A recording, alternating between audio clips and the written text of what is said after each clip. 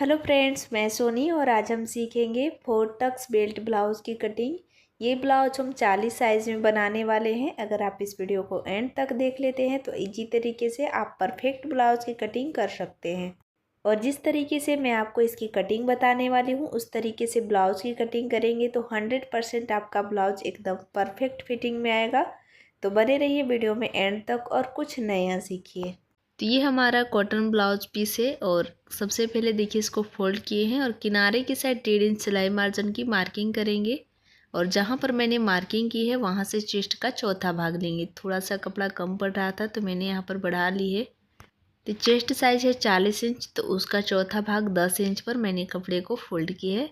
इसी तरह आपको भी यहाँ पर 1.5 इंच सिलाई मार्जिन की मार्किंग करके और 10 इंच पर फोल्ड कर लेना है। उसके बाद अब यहाँ से ब्लाउज का लंबाई लेंगे, तो जितना आपका ब्लाउज का रेडी लेंथ रहता है उससे 1 इंच प्लस करके रखिएगा।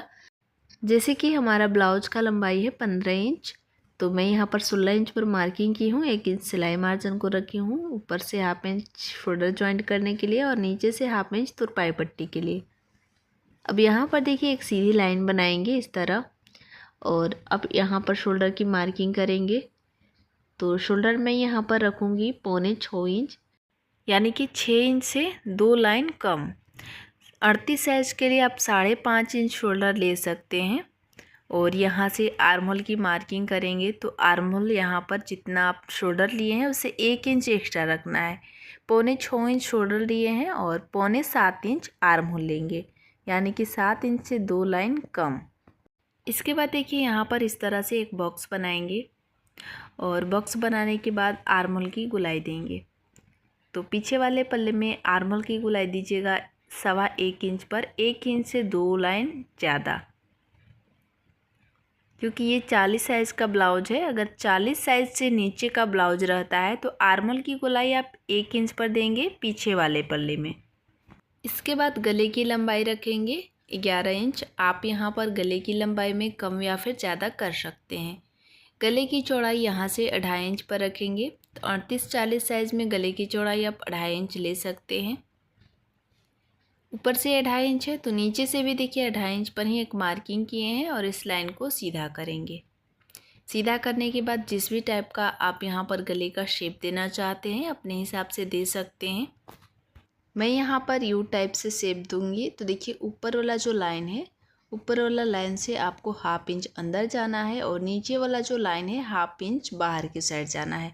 इस तरह यहाँ पर आप गुलाई दे सकते हैं। इसके बाद चेस्ट की मार्किंग करेंगे। तो चेस्ट साइज है 40 इंच, उसका चौथा भाग लिए हैं 10 इंच और 1.5 इंच सिलाई मार्जिन। ज़्यादा से ज़्यादा आप 2 इंच तक सिलाई मार्जिन रख सकते हैं। उसके बाद कमर का मेजरमेंट लेंगे। तो कमर का साइज है 36 इंच, उसका चौथा भाग लेंगे 9 इंच और 1 इंच पीछे के प्लेट के लिए और 1.5 इंच एक्स्ट्रा सिलाई मार्जिन। अब इन दोनों लाइन को देखिए इस तरह मिला देंगे। तो ये हो गया हमारा सिलाई वाला लाइन और ये हो गया एक्स्ट्रा सिलाई मार्जिन। पीछे वाले पल्ले का मार्किंग कंप्लीट हो गया है और इसी मार्किंग के ऊपर हम इसकी कटिंग करेंगे।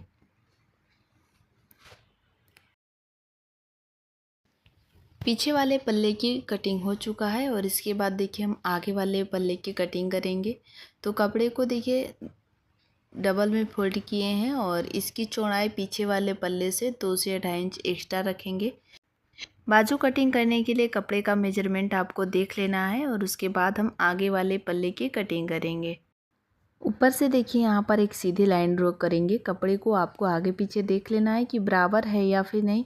ऐसा ना हो कि छोटा बड़ा पल्ला आपका आगे पीछे निकल जाए। तो देखिए जहाँ पर हमारा कपड़ा बराबर है वहीं पर एक लाइन बनाएंगे इस तरह, और लाइन बनाने के बाद पीछे वाले पल्ले को इसके बराबर से सेट करके रखना है। पर यहाँ पर आपको हुक और आई पट्टी के लिए हाफ इंच एक्स्ट्रा मार्जिन ले लेना है। मैं आपको यहाँ पर मार्किंग करके क्लियर कर देती हूँ। तो देखिए हाफ इंच आपको यहाँ पर निशान लगाने हैं हुक और आई पट्टी के लिए।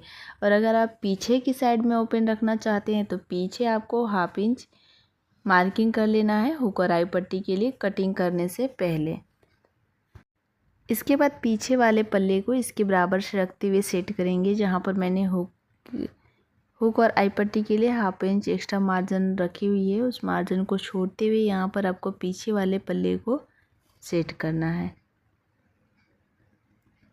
तो देखिए इसको बराबर से सेट कर लिए हैं और यहाँ पर हम देखेंगे कि हमें क्या क्या चीज़ें को चेंजिंग करना होता है। तो सबसे पहले आप नेक की चौड़ाई की मार्किंग करेंगे। जितना आपका नेक का लंबाई रहता है उतना ही आपको लंबाई की साइड से देखिए 1 इंच एक्स्ट्रा रखेंगे पीछे वाले पल्ले से, और इस निशान को सीधा करेंगे। सीधा करने के बाद यहाँ पर देखिए नेक की चौड़ाई सेम रहेगी और आर्मोल में देखिए डॉट डॉट करके निशान लगाएंगे, क्योंकि फ्रंट साइड के आर्मोल हमें दूसरा ड्राफ्टिंग करना होता है। आर्मोल की साइड से देखिए 1.25 इंच पर निशान लगाएंगे और कमर की साइड से यहाँ भी 1.25 इंच पर निशान लगाएंगे, यानी 1 इंच से 2 लाइन कम। अब इस लाइन को देखिए यहाँ पर मिला देंगे इस तरह। बस यहाँ पर हमें इतना ही आगे वाले पल्ले में चेंजिंग करना होता है। शोल्डर देखिए पीछे वाले पल्ले तक ही आपको रखना है और आर्मोल की साइड से जो मैंने मार्किंग की है उस मार्किंग से 1/2 इंच गहराई देते हुए यहाँ पर फ्रंट साइड के आर्मोल के लिए ड्राफ्टिंग करना होता है। क्योंकि अगर इस तरीके से फ्रंट साइड के आर्मोल में ड्राफ्टिंग नहीं करेंगे तो आर्मोल की साइड से क्रीज आने लगता है। अगर इस तरह से ड्राफ्टिंग करेंगे तो आर्मोल की साइड से क्रीज नहीं आएगा। गले की लंबाई यहाँ पर हम रखे हैं 7.5 इंच और गले की चौड़ाई यहाँ पर हम रखेंगे 2.5 इंच। अब इन दोनों लाइन को देखिए इस तरह मिला देंगे और मिलाने के बाद यहाँ पर हम वी नेक में शेप देंगे, क्योंकि ये जो ब्लाउज है वी नेक में ही बना रहे हैं। आगे का वी नेक रहेगा और पीछे वाले पल्ले में गोल शेप रहेगा यू पर। अब जो भी मैंने यहाँ पर मार्किंग की है उसको यहाँ पर कट करके अलग कर लेंगे। उसके बाद यहाँ पर मैं आपको डॉट पॉइंट की मार्किंग क्लियर करूँगी। तो देखिए यहाँ पर आगे वाला पल्ला भी हमारा निकल चुका है और इसके बाद यहाँ पर बेल्ट के लिए 3.5 इंच पर एक निशान लगाएंगे और इस निशान को सीधा कर लेंगे। सीधा करने के बाद यहाँ पर देखिए 1.25 इंच लेंगे, यानी 1 इंच से 2 लाइन कम, और तिरछा आपको इस तरह इंची टेप को रखना है और इस लाइन से यहाँ पर आपको इस तरह मिला देना है। तो थोड़ा सा ये तिरछा में शेप आएगा। इसकी जो फिटिंग है वो काफ़ी अच्छी आती है। इसके बाद यहाँ से देखिए 10.5 इंच पर एक निशान लगाएंगे और यहाँ से आगे की तरफ 4 इंच की दूरी रखेंगे। अब यहाँ से आपको 2.25 इंच की दूरी रखना है, यानी 2 इंच से 2 लाइन कम और 1.5 इंच से ज़्यादा। तो इस तरह इसी माप से माप लेते हुए आपको यहाँ पर डॉट पॉइंट की निशान लगाना है 2.25 इंच की दूरी में, क्योंकि हेवी साइज़ का ये ब्लाउज है। अगर आपका ब्लाउज का लेंथ कम रहता है तो आप 1.5 इंच तक इसका ले सकते हैं डॉट पॉइंट की निशान के लिए।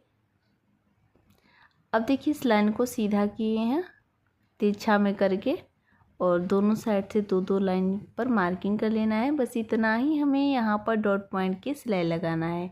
यहाँ भी देखिए दोनों साइड से 2-2 पॉइंट लेंगे तो 1/2 इंच का सिलाई लगेगा और यहाँ पर आपको 1.25 इंच का मार्किंग कर लेना है, कि यानी कि यहाँ जो प्लेट लगेगा हमारा टोटल 1.5 इंच का रहेगा।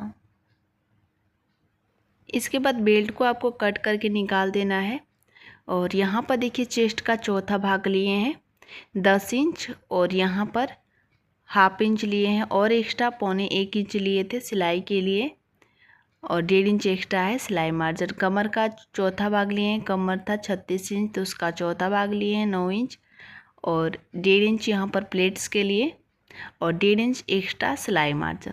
तो यहाँ पर आप देख सकते हैं फ्रेंड्स कि कहीं से भी आपका कपड़ा नहीं कम पड़ेगा अगर आप इस तरीके से 4 टक्स बेल्ट ब्लाउज़ की कटिंग करते हैं। और मैंने आपको बहुत ही इजी तरीके से समझाने की भी पूरी कोशिश की है। तो देखिए यहाँ पर फ्रेंड्स हम बेल्ट को कट कर लिए हैं और साइड से हमारा जो जॉइंट है उसको भी यहाँ पर हम कट करके अलग कर लेंगे। और अगर आप किसी और साइज़ में 4 टक्स बेल्ट ब्लाउज़ की कटिंग सीखना चाहते हैं तो आपको हमारे चैनल पेज पे मिल जाएगी। हर एक साइज़ में मैंने अलग अलग तरह की वीडियो अपलोड की है। हर एक साइज़ में पूरी कटिंग और सिलाई आपको डिटेल में मिलेगी। और अगर आप हमारे चैनल पे पहली बार हैं तो हमारे चैनल को सब्सक्राइब करें, जिससे कि आने वाले सभी वीडियो की इन्फॉर्मेशन मिलती रहे और फ्री में ब्लाउज़ का पूरा कोर्स सीखें। बेल्ट में देखिए 1.5 इंच जो मैंने मार्किंग की है उसको कट कर देंगे। कट करने से भी आपको कहीं से भी कपड़ा कम नहीं पड़ेगा।